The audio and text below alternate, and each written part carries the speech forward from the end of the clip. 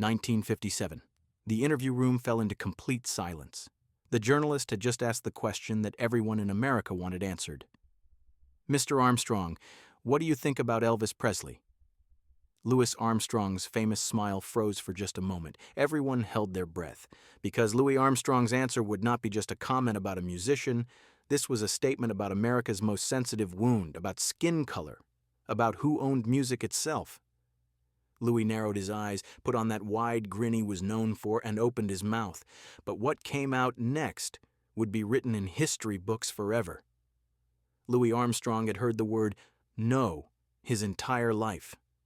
His father said no when he abandoned him as a baby. White hotels said no when they shut their doors in his face. Society said no when it treated him like a second-class citizen in his own country. But Louis never gave up, and in 1957, when the entire black music community was saying no to Elvis Presley, Louis did something different. He looked at that young white boy from Mississippi and saw his own poor childhood. He saw his own struggle. He saw a kid who just loved music. And with 6 simple words, he said something nobody expected.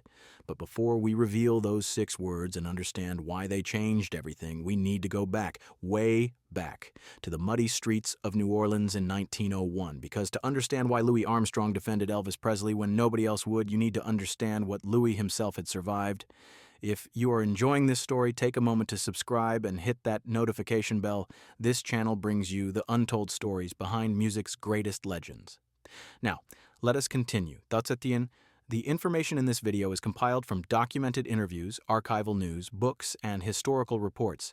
For narrative purposes, some parts are dramatized and may not represent 100% factual accuracy.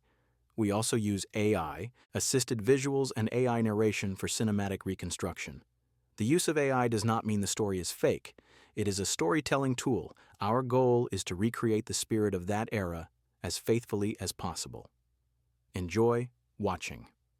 August 4th, 1901. In the poorest neighborhood of New Orleans, a place locals called Bacco Town, a baby boy came into the world. His name was Louis Daniel Armstrong. His mother, Mary Ann, was just 15 years old. His father, William Armstrong, was a factory worker who wanted nothing to do with raising a child. Before Louis could even walk, his father vanished from his life. He simply walked out one day and never came back. Louis would spend the rest of his life wondering why his own father did not love him enough to stay. Mary Ann tried her best, but she was barely more than a child herself. She worked long hours doing domestic work for wealthy white families across town. Most days, Louis was left alone. Sometimes he went hungry. Sometimes he wandered the streets looking for something to eat. The neighborhood where he grew up was rough. Musicians played on every corner. The sounds of jazz, blues, and ragtime floated through the humid air. And little Louis listened. He listened to everything. By the time he was 7 years old, Louis was working to help support his family. He sold newspapers on street corners. He collected rags and old bottles to sell for pennies. He sang for tips with a group of other boys on the streets of Storyville, the famous entertainment district. Life was hard, but Louis had something that poverty could not take away from him. He had music in his soul. He had a smile that could light up a room. And he had determination that would one day shake the world. But then came the night that changed everything. And this is where Louis Armstrong's story takes a turn that would lead him directly to that 1957 interview room. A turn that would eventually connect him to a young white singer from Tupelo, Mississippi, in ways nobody could have predicted. New Year's Eve, 1912. Louis was 11 years old. The streets of New Orleans were alive with celebration. People were firing guns into the air, a dangerous tradition that was common in those days. Louis had gotten his hands on his stepfather's revolver. He did not intend to hurt anyone. He just wanted to join the celebration like everyone else. He pointed the gun at the sky and pulled the trigger. The sound brought police running. They did not care that Louis was just a child trying to celebrate. They did not care about his circumstances. They saw a young black boy with a gun, and that was enough. Louis was arrested on the spot. The next morning, a judge sentenced him to the Colored Waifs' Home for Boys. It was a reform school, a place meant to straighten out troubled youth. Louis's mother cried as they took him away. He was just 11 years old, and his future looked bleak. But here is something that nobody expected. That reform school, that place of punishment, became the birthplace of a legend. Because at the colored waif's home, Louis Armstrong picked up a cornet for the first time. A music teacher named Peter Davis saw something special in the skinny kid with the big smile. He taught Louis how to read music. He taught him discipline. He taught him that his talent could be his ticket out of poverty.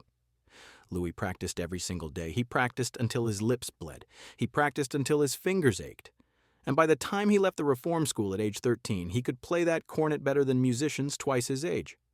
The streets of New Orleans would never sound the same again. Let me ask you something. Have you ever had a moment in your life where something bad turned into something good, where your worst day became the foundation for your best years? Drop a comment below and share your story. Louis Armstrong's journey is proof that our darkest moments can lead to our brightest futures. The years that followed were a blur of hard work and hustle. Louis took any job he could find that involved music. He played on riverboats that cruised up and down the Mississippi. He performed in small clubs and honky-tonks. He learned from the masters of New Orleans jazz, including the great King Oliver, who became like a father figure to him. King Oliver saw Louis's raw talent and took him under his wing. He taught Louis the secrets of jazz improvisation. He showed him how to make a trumpet sing, cry, and laugh, all in the same breath. In 1922, King Oliver invited Louis to join his band in Chicago. It was the break Louis had been waiting for his entire life. He packed his bags and headed north, leaving New Orleans behind but carrying its music in his heart.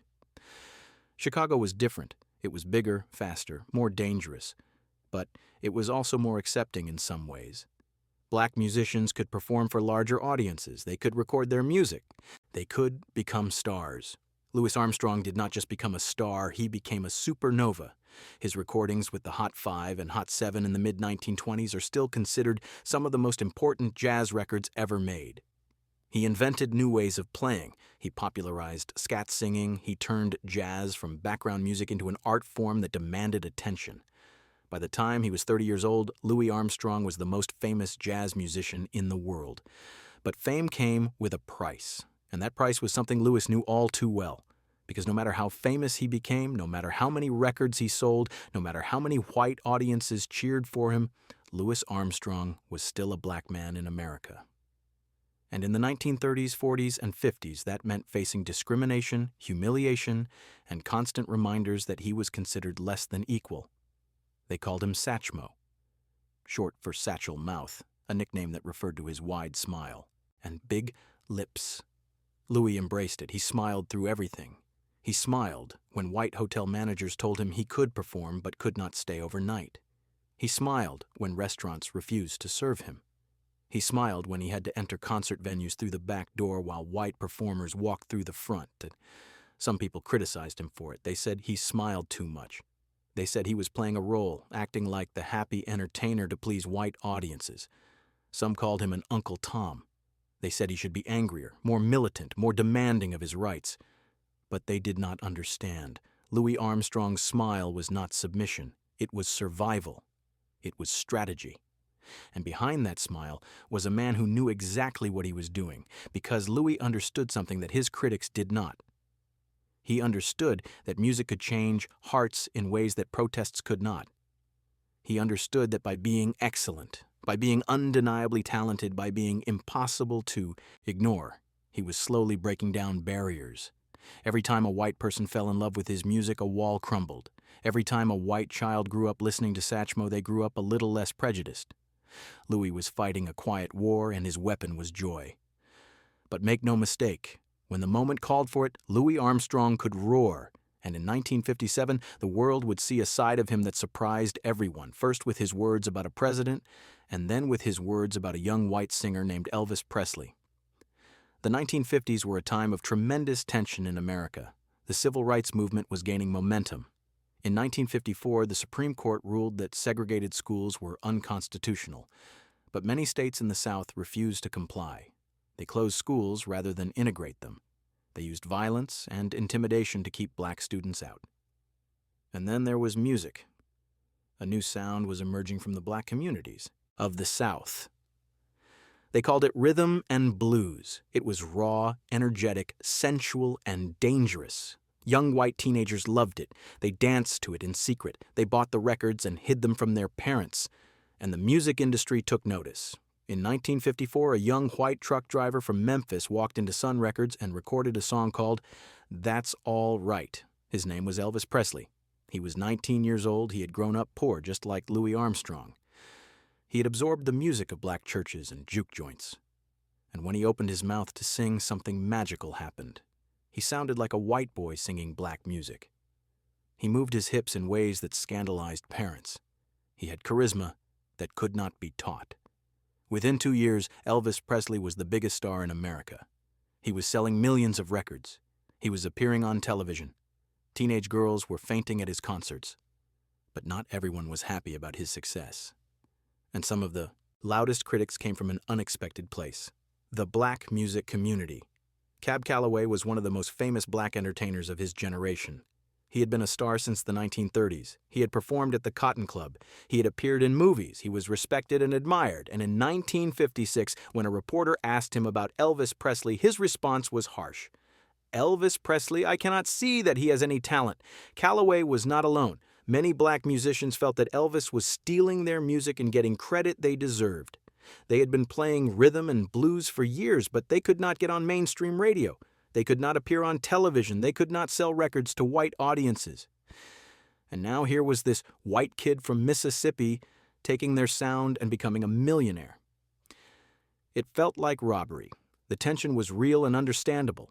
Black artists like Big Mama Thornton had recorded Hound Dog years before Elvis made it famous. Little Richard's style was clearly echoed in Elvis's performances. The line between influence and theft was blurry, and many felt that Elvis had crossed it. So when Louis Armstrong was asked about Elvis Presley in 1957, everyone expected him to pile on. They expected him to criticize, to condemn, to dismiss. After all, Louis had more credibility than anyone. He was the grandfather of jazz. He had been making music when Elvis was still in diapers. If anyone had the right to be bitter about a white singer appropriating black music, it was Satchmo. But Louis Armstrong was not like everyone else. He had spent his entire life defying expectations. Now, let me ask you this. Before I reveal what Louis said, what do you think he told that reporter? Do you think he criticized Elvis? Do you think he defended him? Put your guess in the comments. And if you are not subscribed yet, this is the perfect time. We're about to get to the moment that changed everything. The interview room was thick with anticipation. The reporter leaned forward, pen ready. Cameras flashed. Louis Armstrong sat in his chair, that familiar trumpet case beside him, that famous smile playing on his lips. He had been asked the question that everyone wanted answered. What did he think about Elvis Presley, the white boy who was dominating the charts with black music? Louis could have said many things. He could have criticized Elvis for copying black artists. He could have dismissed him as a talentless pretender. He could have used his platform to make a political statement about cultural appropriation. Nobody would have blamed him. In fact, many people expected exactly that. Instead, Louis Armstrong chuckled. His eyes sparkled with that mischievous wisdom that had gotten him through 60 years of life in a segregated America. He thought about his own childhood, about selling newspapers on street corners, about playing for tips to survive. He thought about every time someone had dismissed him because of his skin color. He thought about every door that had been shut in his face. And then he spoke. 6 words, just 6 simple words that would echo through music history. He must be doing all right. The room went silent. The reporter blinked, uncertain if he had heard correctly. That was it? No criticism, no condemnation? Louis just smiled wider. He explained that if Elvis could throw Cadillacs into the water just because they got dusty, he must be doing something right. It was a joke, of course. Elvis never actually threw cars into water, but Louis's point was clear. Success was success. Talent was talent. And he was not going to tear down a young man just because he was white. But Louis was not finished. He went on to say something even more surprising. He said that the music Elvis was playing had been around in black churches for generations. He said he thought it was good that Elvis kept it in mind. He was not accusing Elvis of stealing. He was acknowledging influence. He was building a bridge instead of burning one. To understand why Louis defended Elvis when so many attacked him, you need to understand who Louis was at his core. He saw a poor kid who grew up hungry, just like he had. He saw someone who genuinely loved black music, who had absorbed it not as a thief, but as a devotee. Was it fair that Elvis got famous while black originators remained obscure? No. But Louis understood you cannot fight hate with hate. He remembered King Oliver taking him under his wing when he was young. He remembered white musicians who had championed his work. He knew music was bigger than race, a language that could connect souls across any divide. Louis Armstrong's defense of Elvis sent shockwaves through the music world. Some praised his generosity of spirit. Others criticized him for not standing up for black artists. But Louis did not care. He just kept playing his trumpet. He kept smiling. Something interesting happened in the years that followed. Elvis and Louis developed mutual respect that transcended the racial tensions of their era, and in 1969 their paths finally crossed in person. Both were performing at the International Hotel in Las Vegas. Elvis was in his legendary comeback residency. Louis, now battling health problems, was scheduled to perform right after Elvis finished. There is a famous photograph from that meeting. Two kings, one of jazz and one of rock and roll, shaking hands backstage. What they said to each other remains private, but the image speaks volumes about respect and the unifying power of music. Louis Armstrong passed away in July 1971. He was 69 years old, but his legacy lives on, and his decision to defend Elvis Presley remains one of the most significant moments in American music history. Today, both Louis Armstrong and Elvis Presley stand as giants of American music. Their stories are intertwined in ways neither could have predicted. Elvis always acknowledged his debt to black musicians, and Louis' defense of him gave Elvis a legitimacy that no white endorsement ever could. But the most beautiful part of this story is what it reveals about Louis Armstrong himself. Here was a man who had every reason to be bitter, abandoned by his father, raised in poverty, sent to a reform school, subjected to racism throughout his career. And yet, when given the chance to tear someone else down, he chose to lift them up instead. That is the true measure of greatness. Not talent alone, though. Louis had more than almost anyone. Not success, though he achieved heights that seemed impossible for a black man born in 1901. True greatness is measured by how we treat others, especially when we have every excuse to treat them badly. Louis Armstrong could have said many things about Elvis Presley. Instead, he said 6 words that changed history. He must be doing all right. And with those words, Satchmo reminded the world what music was really about: connection, joy, choosing to see the best in another human being. The streets of New Orleans still echo with his music. His spirit of generosity remains as relevant today as it was in 1957. Sometimes the most powerful thing you can do is choose grace when the world expects anger. Sometimes 6 simple words can change everything. If this story moved you, share it with someone who needs to hear it. Subscribe for more untold stories from music history. And never forget the boy from Backo Town who smiled his way to greatness, because in the end, we are all just trying to do all right.